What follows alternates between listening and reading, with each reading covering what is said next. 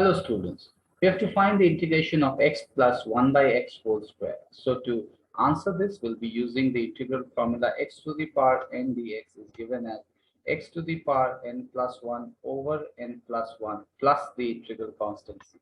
Now, to integrate the given expression, that is x plus 1 over x whole square dx, we'll first open the brackets and use the formula a plus b whole square to expand it.